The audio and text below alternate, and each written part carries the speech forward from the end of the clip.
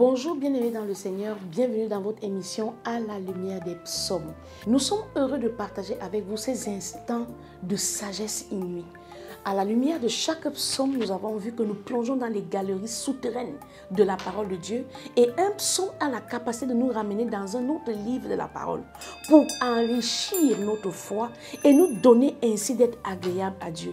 Bienvenue dans votre émission À la lumière des psaumes, psaume 102.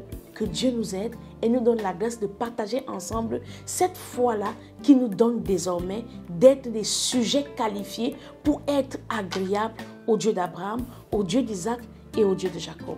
Nous avons intitulé ce psaume « Les 5 pierres dans le carquois de David ».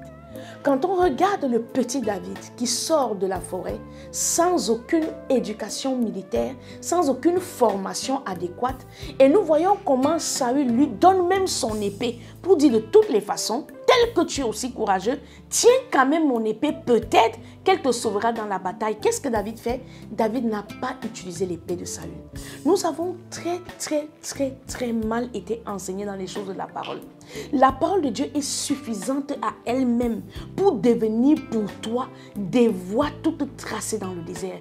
Une source d'eau vive sans que tu n'aies besoin d'aide de personne, car le Dieu que tu pries est le maître des temps et des circonstances.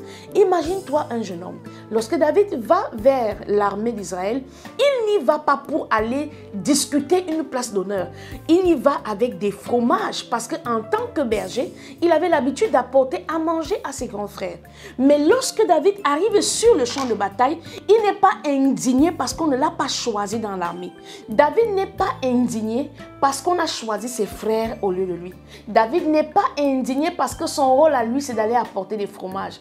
David n'est même pas offensé quand son frère le taquine et lui disant « Mais toi, petit berger, qu'est-ce qui t'a amené ici? Mais comment as-tu abandonné les brebis ?» La Bible me déclare que David s'est détourné de l'offense. Nous perdons l'heure de la visitation parce que nous ne savons pas nous détourner de l'offense. Et on commence à regarder que mais c'est tel qui devait venir m'aider. Si tel m'avait fait ceci, est-ce qu'à l'heure de la visitation, tu as su te détourner de l'offense? Regarde comment la stratégie des 5 pierres de David est toujours d'actualité dans la vie de celui qui met sa foi en l'Éternel. Le problème, c'est que nous sommes courroucés pour les mauvaises choses. Regarde ce qui énerve David.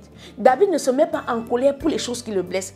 Il dit ceci à Goliath. Mais qui est cet incirconcis de Philistin qui ose insulter l'armée du grand Dieu que je sers? David connaissait la puissance de l'esprit agissant en lui parce qu'il avait pu déchirer la bouche d'un lion. Il a pu, bien aimé, venir à bout d'un ours.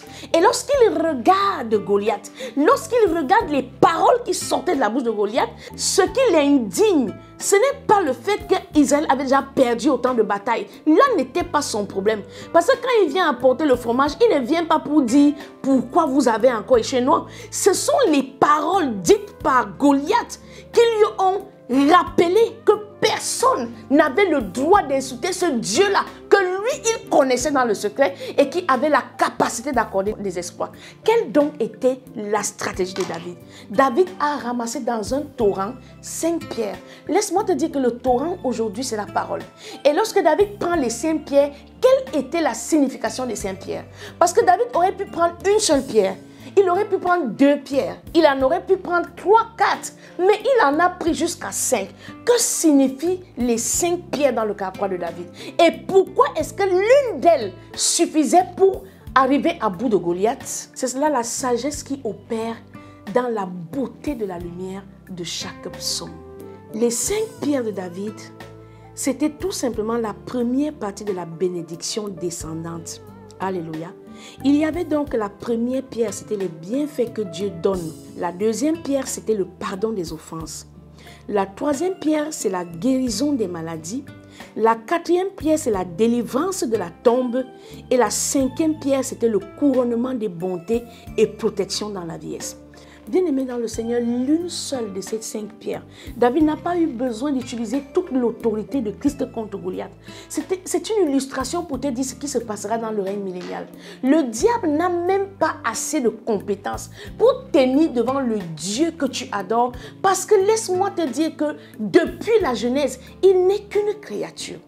Bien-aimé dans le Seigneur, aujourd'hui comme David, Prends ce précieux nom de Jésus. La Bible déclare qu'à la mention du nom de Jésus-Christ, tout genou fléchit et toute langue confesse. C'est suffisant pour que tu fasses de l'exploit. Jésus te suffit. Sa grâce est assez. Ce n'est pas un contentement, mais c'est une réalité. La grâce de Dieu est suffisante. Psaume 102, nous lisons au nom du Seigneur Jésus-Christ. Prière d'un malheureux lorsqu'il est abattu et qu'il répand sa plainte devant l'Éternel. L'Éternel écoute ma prière et que mon cri parvienne jusqu'à toi. Ne me cache pas ta face au jour de ma détresse. Incline vers moi ton oreille quand je crie. Hâte-toi de m'exaucer, car mes jours s'évanouissent en fumée et mes os sont enflammés comme un tison.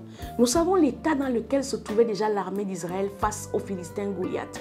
Nous savons comment quelqu'un peut être terrassé de nos jours à cause des situations de la vie.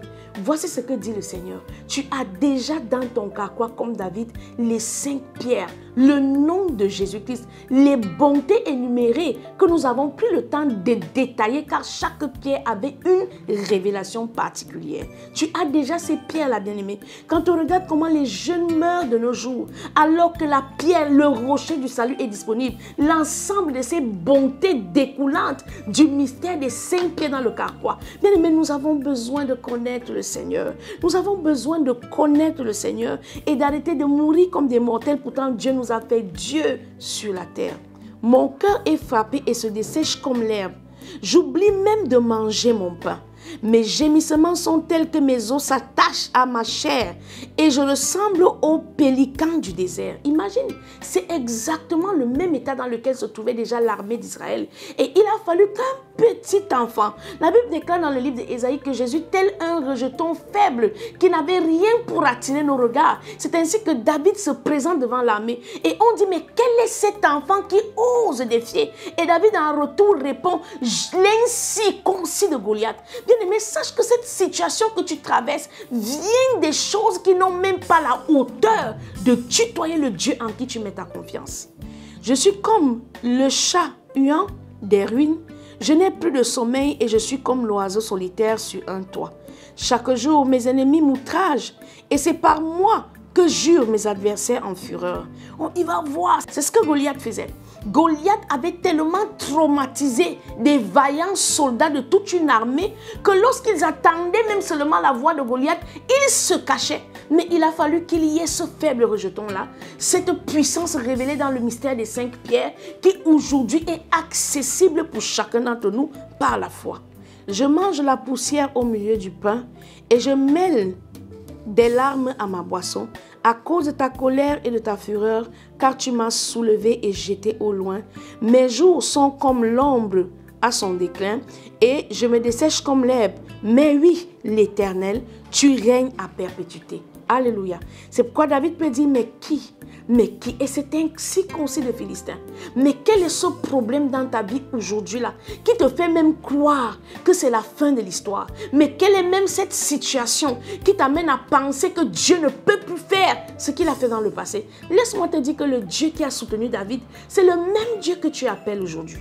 Et ta mémoire dure de génération en génération. Tu te lèveras, tu auras pitié de Sion. Car le temps d'avoir pitié d'elle, le temps fixé est à son terme. Car tes serviteurs en aiment les pierres. Ils en chérissent la poussière. Alléluia. Nous avons parlé du mystère des 5 pierres dans le carquois de David, qui est désormais la propriété de l'Église, car l'Esprit de Dieu est cette gloire-là qui en elle-même est Dieu. Alléluia.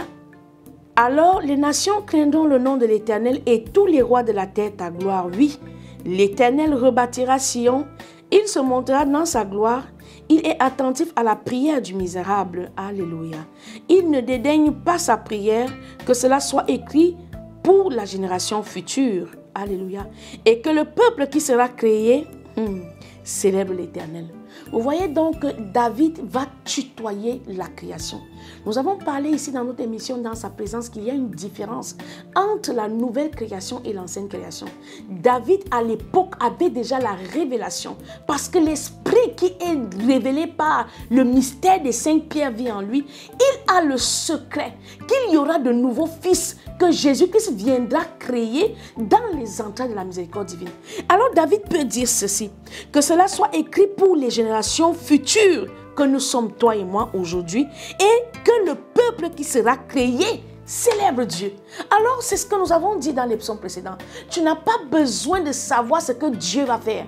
Tu n'as pas besoin de savoir ce qu'il a déjà fait pour les autres et que toi, tu ne vis pas encore. Bien-aimé dans le Seigneur, le Dieu dont tu parles, entre seulement à l'église en le louant. Quel que soit le problème, dit Saint-Esprit, je loue ta présence. Je sais que tu es Dieu et tu verras si l'armée qui s'élève contre toi aujourd'hui, ces Philistins incirconcis-là, peuvent tenir devant le Dieu que tu loues. Car il regarde du lieu élevé de sa sainteté, du haut des cieux, l'Éternel regarde sur la terre, pour écouter les gémissements des captifs, pour délivrer ceux qui vont périr, afin qu'il publie dans Sion le nom de l'Éternel, et ses louanges dans Jérusalem, quand tous les peuples s'assembleront, et tous les royaumes pour servir l'Éternel. Il a brisé ma force dans la route, il a abrégé mes jours. Je dis, mon Dieu, ne m'enlève pas au milieu de mes jours. Toi, dont les années durent éternellement. Tu as anciennement fondé la terre, car nous savons qu'il y a donc deux types de création. Il y a la fondation du monde qui est dans le livre de Genèse, il y a l'origine des choses et il y a la nouvelle création. Ce qui sera changé, ce sont les origines. Parce que dans l'origine, le diable a perverti, il a perverti l'esprit de l'homme. Mais Dieu, dans la nouvelle création, nous rétablit dans la dignité de l'ancienne fondation, là où l'homme avait la domination et l'autorité sur toute chose. Et les cieux sont l'ouvrage de tes mains. Ils périront, mais tu subsisteras. Ils s'useront tous comme un vêtement. Tu les changeras comme un habit et ils seront changés. Mais toi, tu restes le même et tes années ne finiront point. Les fils de tes serviteurs habiteront leur pays et leur postérité s'affermira devant toi. Père, nous rendons gloire au Dieu qui promet un héritage à ses fils, à ceux qui le servent. Merci Saint-Esprit de continuer avec notre postérité après nous. Que la gloire et l'honneur, que le meilleur de notre louange te soit rendu au nom puissant de Jésus-Christ. Bien-aimés, c'était ainsi votre émission à la lumière du psaume 102. Rendez-vous pour un prochain numéro. Que Dieu vous bénisse.